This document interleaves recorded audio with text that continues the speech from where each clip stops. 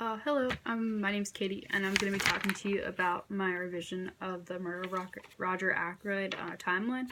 So, I'll attach a better picture, but this is essentially what it looks like. This is my hard copy. This is my attempt to art. I'm not very good at art, but I did like the concept of like the houses being on top of the timeline, kind of like the timeline's like the foundation of like the entire town.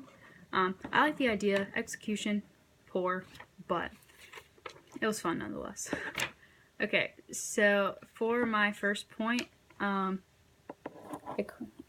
placed a story starting at kind of like a higher point than like most stories, just because you typically don't start novels with like such like shocking like sentences.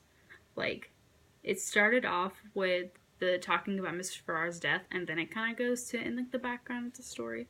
I just think that's a very shocking way to start a story. With me, especially like not having any background information on like just murder novels in general, and just reading like basic other like novels and stuff like that based in like other English classes.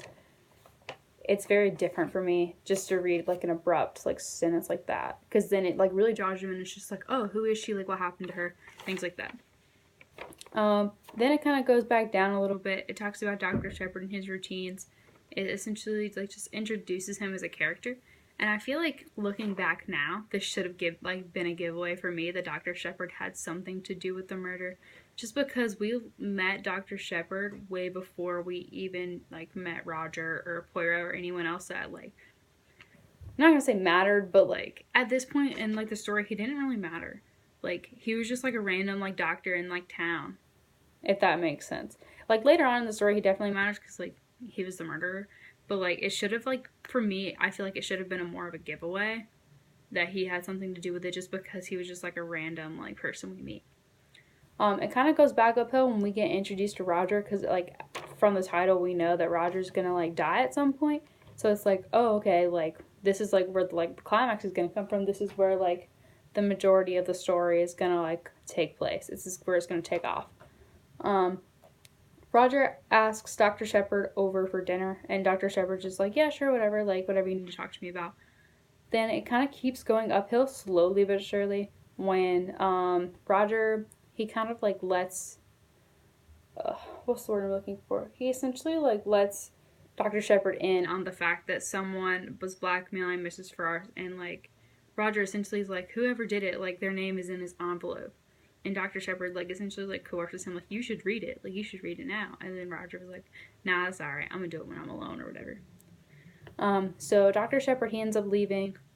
Less than like half an hour later, he gets a call telling them that like Roger's been murdered. He needs to come back because he was like one of the last people seen with him. So he comes back, and this is like kind of where like the height of the story is, because it's like such like an abrupt thing and we don't really know like what's going on.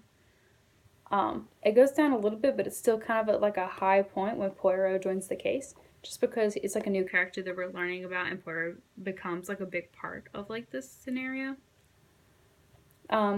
Investigation, the investigation of the crime scene is like a big part, because we learn a lot about the other characters. We learn a lot more about Poirot. We learn a lot more about Shepard without realizing it. I'm sorry. We learn more about like the help of the house, like the maids, the butlers, all that fun stuff. One thing I did notice in the story is it focused a lot on like the accusations of male characters rather than female characters.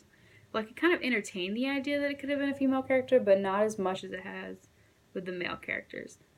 Like it was like there were points where like, well, this person could have done it because he had like a motive to kill Roger for his money or things like that. And then it was like once it got to the female characters, it was more of like, oh, well, she wanted his money because she polished the silver, she stole silver, things like that. Like little small things it would accuse for women, but there were like big major motives for men. And it just kind of set up the idea that like it was not a woman. So we kind of get that idea like about halfway through the story. It seems like it just jumps from all these suspicions, and then all of a sudden, Poirot kind of gets the idea. He puts everyone in a room, and he just goes, I know who did it, like, kind of like the Clue, like, final scene. Like, whenever you take your character and you go to, like, the steps, and you're just like, alright, I know who did it. It was this person with this weapon in this room. It was kind of like that. It went from like 0 to 100 really quickly because no one ever knows when you're gonna like go to the middle. It was kind of like that. He just kind of gets everyone together and he's just like, all right, I know who did it. It was Dr. Shepard. And I like, well, everyone's not around when he essentially does the accusation. He essentially tells Dr. Shepard like, hey, like I know you did it. And Dr. Shepard kind of retaliates and he's like, all right, good luck proving it. I'm gonna be long gone. I'm gonna overdose. Don't tell my sister. Like it was such like a weird ending for me. Like it didn't make much sense. But that's another like height of the story was the ending when Dr. Shepard overdoses. He essentially goes over like not in enough detail for me as to why he did it. He was just like, oh well, don't tell my sister. She's gonna be very upset that I did this. Just tell her that I died or overdosed. Like it was really weird for me. But I don't know, the timeline itself was very like wishy-washy. Like it was very wavy. It went up down, like throughout the entire thing. Because we would like learn something new and it would heighten our suspicions, and then we were like, oh, that's really not anything.